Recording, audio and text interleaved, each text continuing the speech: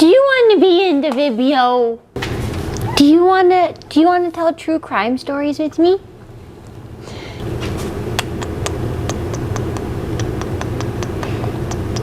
Thank you.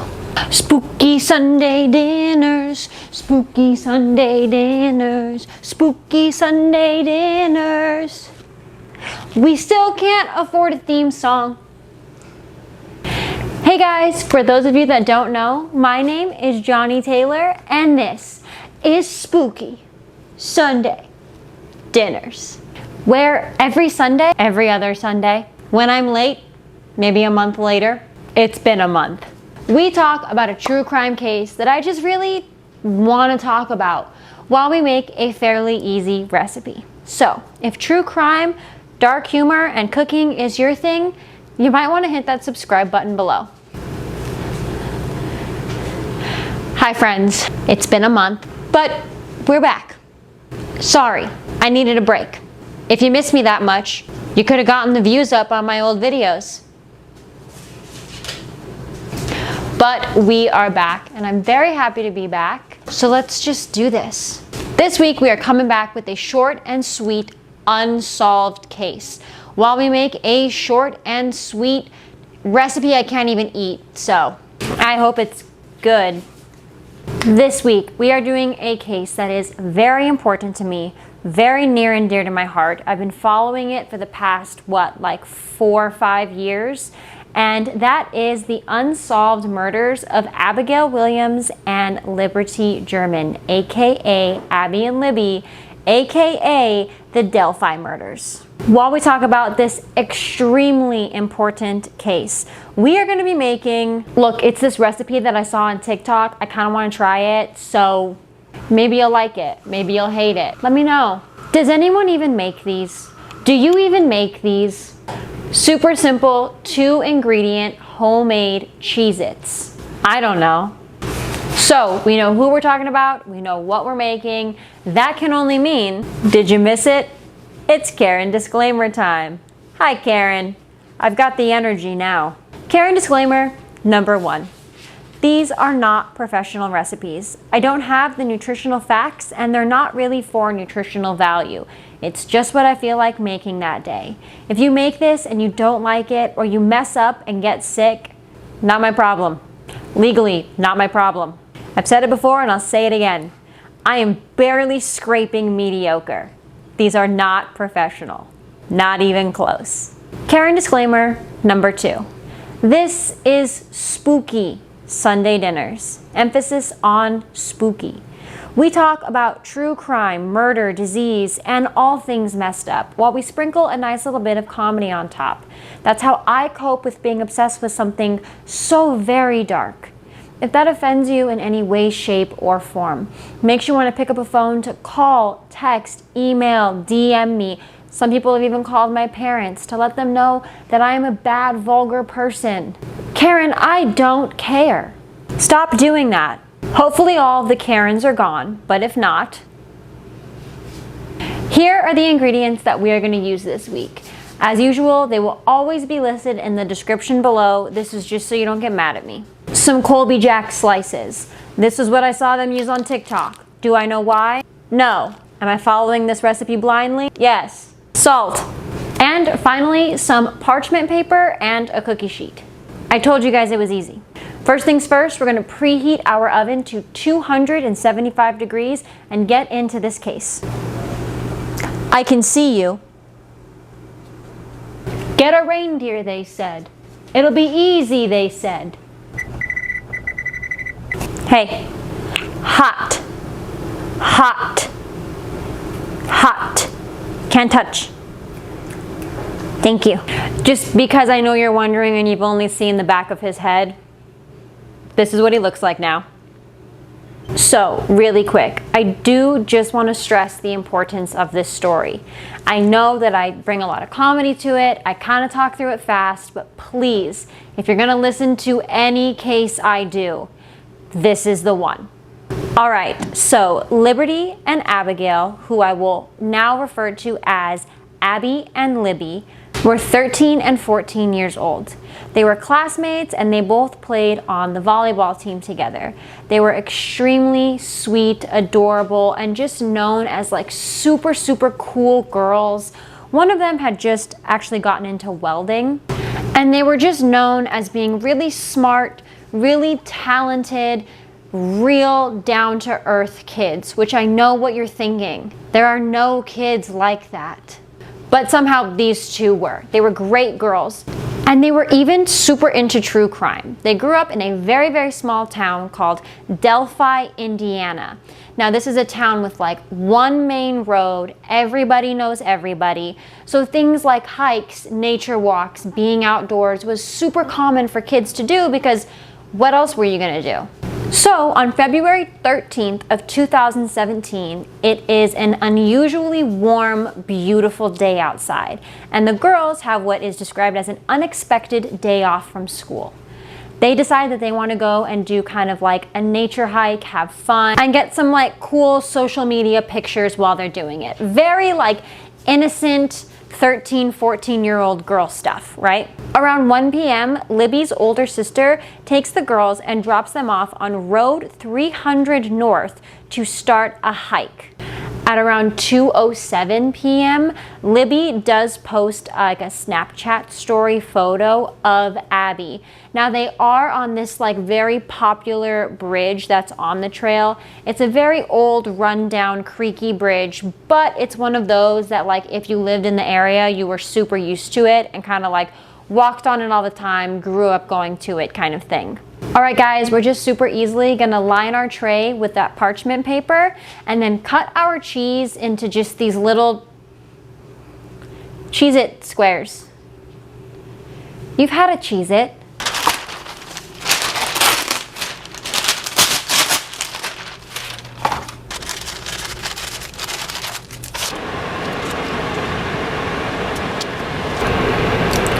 So Libby's father shows up at around 3:15 to pick the girls up. And when they're not there, he doesn't really think much of it. It's a normal small town, things happen, the girls probably got distracted on the hike, and he waits there for them until about 4 p.m. When the girls don't show up at 4 p.m., both families actually go to the trail and start searching. Police are called by around 5:30 and they start a search for the girls. While searching for the girls, the police do release a statement that says like, hey, there's no need to suspect anything bad happened. We're just gonna search for these girls. There's like nothing to really worry about. Things like this happen a lot, which I still to this day do not understand why police do. But police and volunteers start searching and searching the area. They do proceed to suspend the search that night at midnight. Some volunteers go against police wishes and do continue to search for the girls throughout the night. Unfortunately, the next day, February 14th, at about noon, a volunteer searching kind of the back area of the perimeter close to some private land finds 2 bodies. By February 15th, it is confirmed that those are the bodies of Abby and Libby. The only details they actually decide to release is that it was a homicide, but they will not say how they were killed. The sheriff does say that like it was absolutely horrific the way it happened, but leaves us with absolutely nothing to work off of. It's also released that with the bodies, they found Libby's phone. Now, luckily, because these girls were so into true crime, apparently what we think happened is a man started to follow them on the trail, and that is where Libby takes her phone out and proceeds to record this man. Police decide to release a still from the video. They won't say what's on the video, they won't give you any details, you don't even know if it's the man that committed the crime, but they release a still. You can't really tell what he looks like or anything that's going on, but there is some like distinct clothing in it. I would highly suggest that you look it up. And they think that that's enough for someone to come forward. When nothing happens by February 22nd, the police decide that they're going to release like a small recording from the video. So just a slight bit of audio with no video coverage with it. Now with this audio, it sounds like this man is maybe commanding the girls and he just says, down the hill. We have no idea why this is so significant and why it was said the way that it was and why that was part of the video that police chose to release. But now all we have to work off of is this still from the video and this audio recording that just says "down the hill." We can also tell from the audio that it's very muffled. It almost sounds like Libby was maybe putting her phone in her pocket or hiding it in her jacket so that he didn't know they were recording him. Now you would think with all of this in a small town, it's enough to catch this guy. Of course not, that's why I'm here today. By July of that year, nothing. Police now decide that they're going to release a sketch of what they believe the man looks like. We find out that they were able to put this composite sketch together because there were other people on the trail that day that did see this man, but nobody knows who this man is. The sketch is very basic. It shows the man in his hat, a possible face shape, but you can't completely tell. It feels like they could have done more and they could have tried harder at this point, and that's what everyone else is questioning. 6 months into this case, there's like 25 different law enforcement agencies that are working on it, and everyone in the town is freaking out. They're accusing other people in the town, families are accusing other families, and they actually have to release a statement to like, please stop accusing people, and like putting the composite sketch like next to like locally well-known men, because it's just causing a drama. So the last thing I'm going to do to prep these, just to make it a little bit more fun and to make them look a little bit more like Cheez-Its, is I'm going to take a reusable straw and just poke little holes in the center of all these. All right, our cheese is cut, our holes are poked. All you're going to do is salt to taste, pop them in the oven from anywhere between 30 to 45 minutes. All right, once they're cut and salted, this should be what you're working with, and you can just pop them in the oven from here. So about 8 months after these murders happen, we finally have a person of interest that actually makes sense to people, and that is Daniel J. Nations. He's a 31-year-old sex offender who was actually arrested in Colorado on a weapons charge that we will get into in a little bit. Although when he was arrested, he had an expired Indiana plate that linked him to Delphi at the same time as the murders. Also, if you just like look him up, he looks almost exactly like the sketch. He also looks sketch. And the reason this guy was arrested on a weapons charge was because this piece of shit was actually threatening people on a hiking trail with a hatchet. They also think that he was linked to a murder that happened previously on that same hiking trail.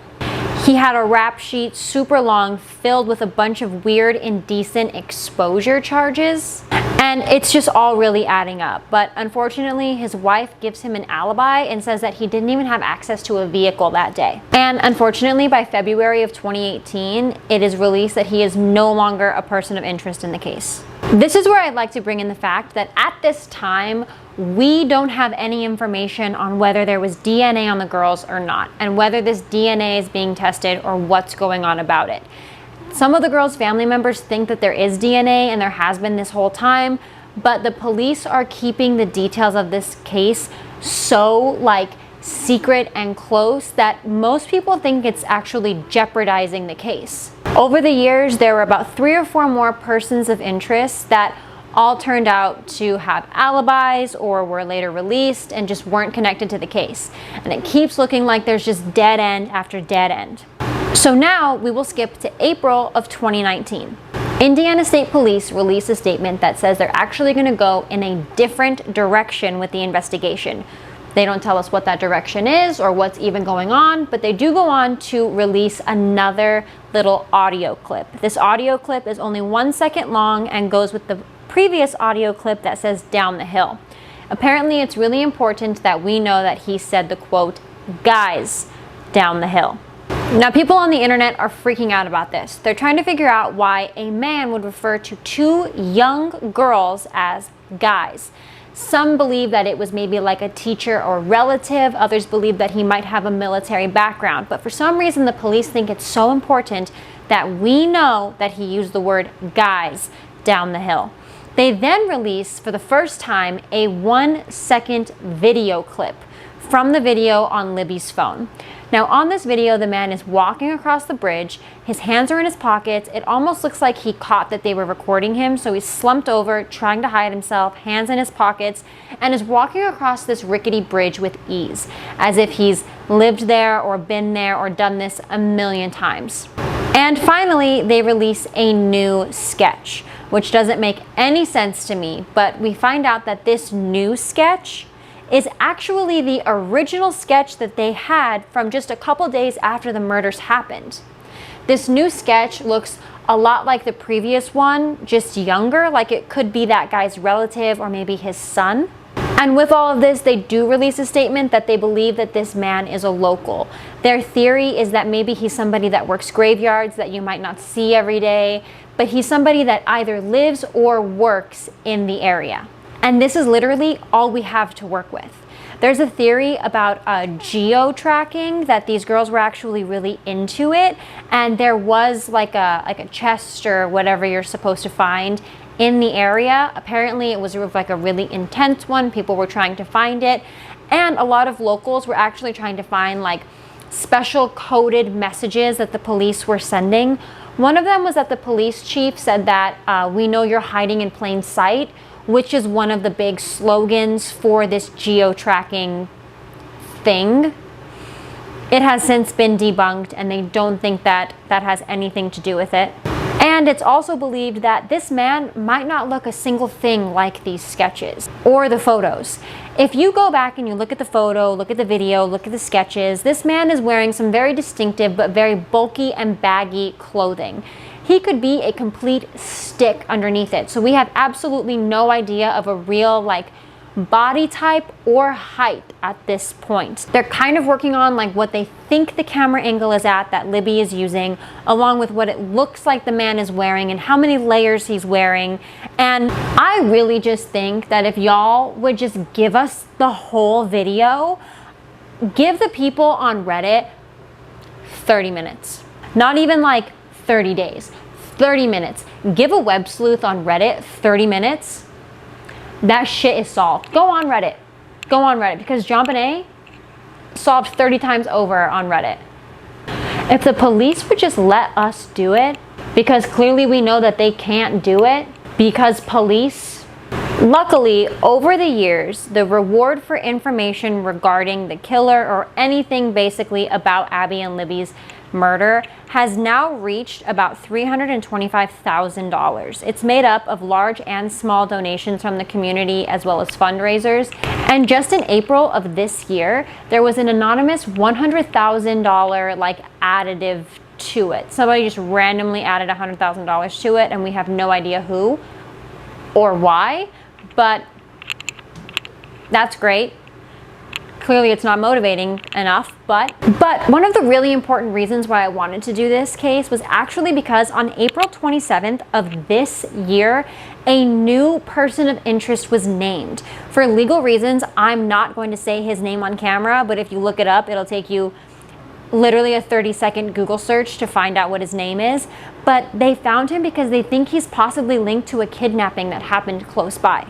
Nothing is really set to happen with it until June or July, and I'm hoping that we'll be able to make an update video with some good news by then.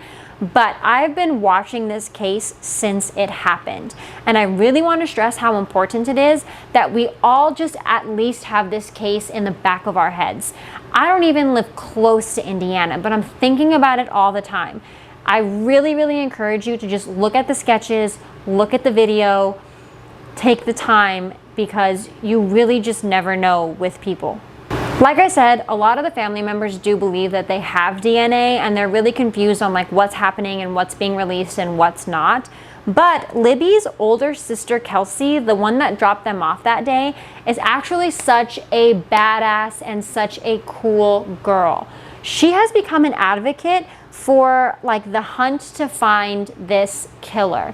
She's become so passionate about helping people in the true crime community that she has even switched her major and her entire educational focus to forensic science. She has the goal to help families that are affected by true crime and really just It's not even she says that she wants to solve the case. She just wants to stop families from having to go through what she and her family and the other family have gone through for years now.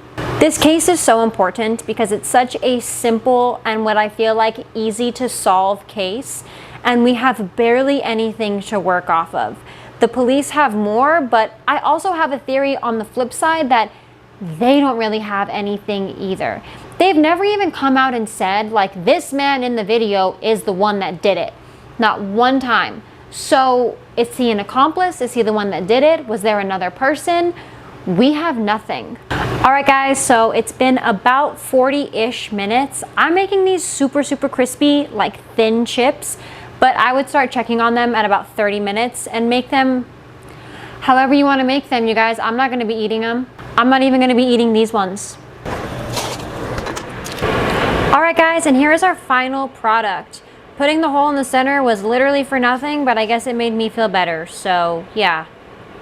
I just want to end this with, if you or anyone you know might have any information about this case, please email abbyandlibbytip@cacoshrf.com or call 844-459-5786. Any information you might have could help in this case. I also want to encourage you guys to please look up articles. There's a lot of footage about some great investigators that are going out there and trying to solve this. There are some wonderful podcasts that go into detail about different theories and different options. I really just wanted to throw this case out there to you guys with some detail, what I understand and what I have, and hopefully help in any way that I can. It's so important to me to just bring justice for these families. Abby and Libby were wonderful little girls that deserve so much more. All right, guys, our Cheez-Its are plated. Before I serve them, I'm just gonna add a little bit extra of that kosher salt, sprinkle on top, and your kids and guests are gonna think you're literally the coolest person ever, and all you did was bake some cheese. You're welcome. Thank you so much for cooking with me this week, and thanks for letting me tell you about this extremely, extremely important case. It feels really, really good to be back, and don't forget to comment below on future crimes you want me to cover and recipes you want me to try. Thank you for watching Spooky Sunday Dinners. I am still singing. I still can't afford a theme song. You cannot have these because I'm tired of scooping up weird poops.